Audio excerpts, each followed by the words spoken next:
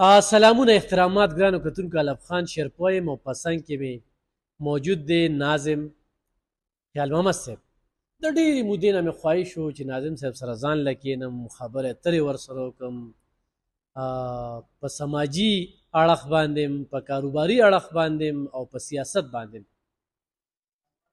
ناظم صاحب د پاکستان تحریک انصاف یو ډېر دیرینه کارکن ورکر او په چارسده کې د ده ډېرې زیاتې ستړي دي او دغه ستړې د امپیګانو د امنیګانو دپاره ډېرې زیاتې دي. په کوم ځای کې چې موجود یو دا د انې او د پی کې د دو پی کې دلته کې ناستې کېږي، دفتر دی او دلته کې دغه ټول ورکران راځي. خو بهرحال کار او ووټ غوښتل دا ډېر ګران کار دی، بیا تاڼه تحصیل کول دا ډېر ګران کار دی، ولې چې ایم ان ایم پی ای خو بیا اکثره په دوربین کې ویني، نو بیا چې ورکر کوم ځای کې ناست دي نو هغه نه کار کېږي. خو دې سره سره ناظم صاحب کاروبار هم کوي. زموږ په دې چارسده کې چې د ښکلا پراجیکټ دی هغه امن کالوني ده، ډېر زبردست پراجیکټ دی. هغې ته چې لاړ شي نو هسې وایي چې پکې ګرځم واک پکې کومه. د دې نه علاوه د عبدالعلي خان سپورټس کمپلیکس ته مخامخ چې کوم دی نو دلته کې امن کالونی په نوم باندې دا تاسو په مین روډ باندې دا پراجیکټ ګورئ او دې سره سره چې کوي نور یو شمېر پراجیکټ دی به سره خبرې اترې کوو. خو ګرانو کتونکو خلکو له پیدې ورکړي دي، همیشه لږې ګټلې را تلې ګټي خو خوشحاله دی پکې. نو مې صرف نوم هم اورېدلو او چې چېرته کې لاړ شم نو خیال محمد خان ویدا وي د هغه کالوني ده، دی روزګار دی، هلکه دې ځای کې دغه جلسه دی، هلکه پارټۍ کې د چا نه ډېر متاثر دی خیال محمد خان. خو دې د میډیا داسې شوق هم نه کوي، ولې دا دې وخت کې ما ته وایي څه به وایو څه به وایو. ما یې بس ناظم صاحب زما خپله خواهش و چې تا سره یو څو خبرې وکړم. دې وخت کې هم دا دفتر دی، هر سړي لپاره ښه سوچ لري او د خپلې ضلعې د ترقۍ سوچ لري او ما سره خپل ځاني ډېره زیاته مینه کوي، تر دې چې زه د پی ټي آی په ناقدینو کې پاتې شوی یم. او بیا د دې ناظم صاحب په وجه باندې زما ذهن ډېر چینج شو، ولې چې ما ته کوم نقصانات وشو همدې به خفه کېده. امن کالونۍ ته چې زه لاړ شم مشر رور سره کښېنم هغه خبرې اترې وکړي، بلکې بل ورځ یې راله یو پراجیکټ راکړي ځان له مزدوري وکړه، نو داسې ډېرې موقعې یې راله راکړې. خو بس لا زمونږ هغه بنده بیړۍ د خدای دې کلو کړي، یعنې ناظم صاحب ما ته بریک نه دي نیولي، وي وګټه مزدوري وکړه حق حلاله روزي وکړه. نو ژوند دی خوشحاله دی. خو بل روډ سره یې میلاو شي نو هغه لا ډېر زیات د مینې ډکه او مونږ خو دیرې زما چارسده کې الحمدلله شته، چېرته چې ناست یم دا هم غټه دیره ده، امن کالونۍ کې هم دیره ده. او ما چې کله الیکشن کو نو ما له ولې دفتر پی ټي آی والا راکړی وي، ما له بیا واته کورونه دلته کې راکړي وي دا ځان له خرڅ کا.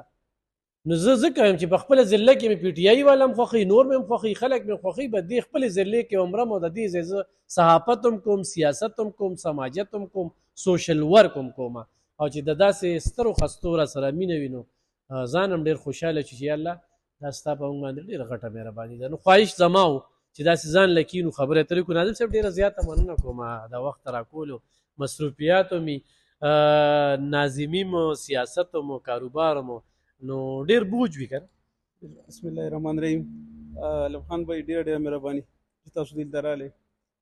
زما خپله دا خواهش دی چې زه مزدوري مو کم او ورسره خپل د علاقې خدمت مو کم، نو هغې سره په دې سوچ باندې بس سیاست ته م روتیم او په دې سوچ باندې کاروبار هم کوم. ښه د قاسم آباد جي دا ستاسو په ځای باندې آباد دی؟ مونږ خپله قاسم خیل یو د رزړو او مونږ دلته شفټ شوي، دا زمونږ خپل پیتري جایداد دی. نو په دې ځای باندې دلته دفتر کور مخکې به رزړو کې اوسېدی؟ مونږ بیسیکلي د رزړو یو، د رزړو قاسم خیل. او سیاست د کوم وخت نه کوئ؟ سیاست خو بس د عمران خان نه متاثره یو او بس یو قسم خدمت کو او عمران خان نه متاثر یو، بس په دې وجه باندې لکه بس سټارټ هم د پی ټي آی نه اخیستی؟ سټارټ مو د پی ټي آی نه اخیستی. دې کې خو ډېرې سختې رالې، کړمې رالې، چاپې در باندې رالې، نو ځینې وخت کې داسې لالچون هم پکې راشي. ما ته سټارټ کې وي علم خان چې زمونږ زه د خدمت په سوچ باندې راوتی یم او د خدمت په سوچ چې څوک راغلي نو هغه به د لالچ طرف ته نظر نه کوي. لکه دا کوم دا 9 مۍ واقعیا نه پس چې کوم دی نو ډېرې سختې رالې، ما کتل مو اورېدل.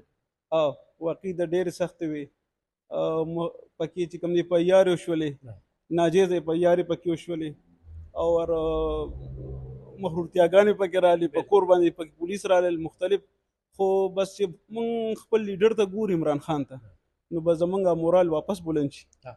دا خو جی ستاسو یو نظریه د سوچ دی، خو بعضې ورکر خو لکه کار هم غواړي که نه، لکه دا 9 مای چې کومه دغه راله نو هغې نه پس تاسو ډېرې منډې تړلې والې، خپلې پیسې مو لګولې، وکیلان هم ورلونیول، په خپل هم پکې مغروران وې، نو دا ډېر ګران کار دی. بعضې خلک بیا په شا شي، بیا ورکر ته هغه شان توجه هم نه ورکوي. نه الحمدلله بس دلته کې خو چې کم دی نو زمونږ مشران چې کم دي هغه کو ایم پی اے صاحب دی او هغه که ایم این اے صاحب دی نو هغه بالکل ورکر سره باقاعده رابطه کې دي او د ورکرانو کافي خیال ساتي او هر ټیم ورسره په رابطه کې دي. خو ډېر بوج په تاسو هم راځي. نو بس خو زمونږ ذمہواري ده. اوس هم جي ناظم یې دلته؟ بالکل جی بالکل د رزړو سلار وی سی سلارزو ناظم یم. ښه کاروباري دغه ته به راشو جي، لکه امن کالوني یو دا ډېر لوی پراجیکټ دی که نه؟ دا څومره پراجیکټ و؟ دا تقریبا 140 ډیره دا پروجیکټ و دي او بس واجی ختم دی که نه؟ تقریبا ختم شي بالکل. ډېر علاوه داسې نور بس مختلف واړه واړه ټونشپ یا کالونه یعنی ټونشپ خو په اصل کې په 400 کې ځکه نه کیږي چې ټونشپ په غټو ځمکو کېږي، په 400 کې غټې ځمکې نشته دي، خو بیا هم موږ وایو چې کدی کې چې د غریبو خلکو لپاره موږ یو داسې پلاټونه یا داسې کورونه ورکو ورله چې په کمو پیسو باندې هغې ته یو ښه شي موږ ورکو ورله. د امن کالوني خو لکه جی هغه ډېر قیمتي ځای دی که نه؟ دا نوم هم له څنګه خوښ کړي؟ نو اصل کې زمونږ چې کم ګروپ دی کم ملګري یو ټول پرامن خلک دي نو موږ وایو راشه همغه کار وکړو. صحیح ده. او دلته کې هم که نه د عبدالولي خان سپورټس کمپلیکس مخې ته هم دا هم ډېر غټ ځای دغه شان دا زمونږ مختلف ځایونو کې وړې وړې پروجیکټ شته دی. صحیح ده او کوشش هم دا وي چې بس خو ستاسو زیاتره کار د هول سیل وي نو په دې خو ډېره زیاته پیسه بندېږي. بس لګیا یو موږ سره چې کوم دی موږ سره خپل انویسټرز دي واړه واړه، موږ خو دونه په یوازې باندې خو دا نه کېږي، خو موږ سره واړه واړه انویسټرز دي او موږ یو چین جوړ کړی دی نو دې سره خلکو ته کاروبار هم میلو شي او 200 روپۍ مزدوري مو ته میلو. څومره خلک به څه په روزګار دي؟ یاره موږ سره ډېر خلک په روزګار دي مختلف ځایونو کې څونه ځایونو کې چې موږ کارونه کوو نو موږ سره په دې کې کم از کم 50 80 کسان داسې ډېر خلک دي چې هغه وایي موږ کر لپاره ځمکې اخلو، نو داسې هغوی ته څه ویل شي شته سره؟ موږ چې څوک چاته د کار دپاره پکاري یا دغه دپاره پکاري د رهایش دپاره پکاري یا د انویسټمنټ دپاره پکاري نو موږ ورله یو ښه ځمکه ورکولی شو. هغې وجه دا ده چې زیاتر خلک ځمکې اخلي نو هغې د مدې کې د دې د مسلو مسایلو نه خبر نه وي. موږ د هغې سټام انتقال قبضه هر یو شیز په خپله باندې کلیر کړو او د هغې ذمهواري موږ په خپله باندې وي او هغوی له یو صفا ځای موږ ورکړو. راپټي یکدم بلاک شوه که نه؟ نو تاسو باندې ستا سر پرېوته؟ کاروبارونه ملکي حالاتو په وجه باندې ورال خراب دي خو الحمدلله موږ مناسب مزدوري کوو او موږ سره چې کوم دی نو زموږ کاروبار ټک پک روان دی الحمدلله. تاسو سر نه غورځولي خو هسې د دې وجه څه ده چې یکدم لکه اوس خلک بارګینونو ته توجه کړه که نه؟ نو ملکي یو خو ډېر غټ ټیکس ولګېدو، یعنی زه به دا ووایم چې دا د حکومتي پالیسو ناکامۍ دي چې هغوی یو داسې ټیکس ولګو تقریبا په نان پایلر باندې 45% دی. زما په خیال چې دا ظلم دی، د علاقې سره ظلم دی او د علاقې د غریبو خلکو سره ظلم دی. 45% د دې مقصد دا شو چې یو پېره پې پلاټ زه خرڅ کړم او یو پېره پې حکومت خرڅ کړم.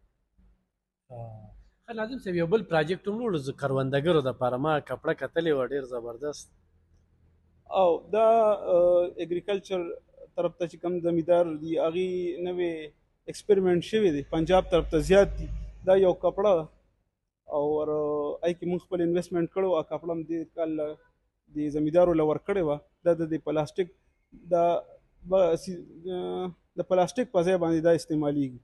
زمیندار ته دې پیدا ده؟ زمیندارو ته دې دا پیدا ده چې د کوم سبزی سیزن نه وي نو یعنی بغیر دې ته څه ویلی شي لکه سیزن یې نه وي او لکه اوس مثال په طور ټینډه ده، د ټینډې یو سیزن تیر شوی او دا کپړه چې راله نو دا په یو په شپږ میاشتې کې 2 پې ټینډه راوختله نو د سیزن ټینډه چې کومه وه هغه دوی خرڅه کړه په 300 یا په 200 یا په 300 روپۍ شاپر او دا اوس د کپړې موږ چې کومه کپړه ورکړه او په دې کې کومه ټینډه راشي نو هغه په 1200 1400 روپۍ شاپر خرڅېږي. په دې به زمیندارو ته ډېره زیاته غټه فایده وشي. څه پیغام به ورکوئ؟ نو زما ټولو ته دا د علاقې کاروباري خلکو ته دا سوچ دی چې یوازې کاروبار نه د دې علاقې خدمت هم وکړي او دې کې ډېر خلک داسې چې هغوی نه پوهېږي نو تاسو د هغوی د نه پوهېدو نه غلط مقصد مه اخلئ او یعنی د خدمت په سوچ باندې کاروبار هم وکړي د خدمت په سوچ باندې کاروبار هم وکړي. ګرانو کتونکو دا کومې کپړې خبرې اترې چې وکړې دي کې زه ډیټیل سره لا نه لړم دا کپړه هم درته بیا ښیم چونکې اوس سیزن تللی دی د هغه خکر دغه دی برخل ناظرین صاحب سره به زما خبرې اترې کېږي وختن په مختلفو موضوعاتو باندې اوس مې درته صرف په هغوی په سیاست چې هغوی د پاکستان تحریک انصاف یو ډېر دیرینه سیاست یې شروع کړی دغه ډلې نه شروع کړی دی د دغه مشر نه شروع کړی دی او دغه مشر یو پتنګ دی اسپی دی. بل ګرانو کتونکو په غني خان روډ باندې د دوی چې راځي نور خارجګاه ناظم خیال محمد خان قاسم آباد چې کوم دی نو دا د دوی ځای دی کله هم راځي نو دلته کې دفتر کې ناستي تاسو انویسټمنټ کوئ تاسو د قرض مکه اخلئ تاسو کور اخلئ تاسو داسې پلاټ اخلئ نو هر ځای کې تاسو ته دغه سهولت درکولی شي بالکل رابطه کولی شي.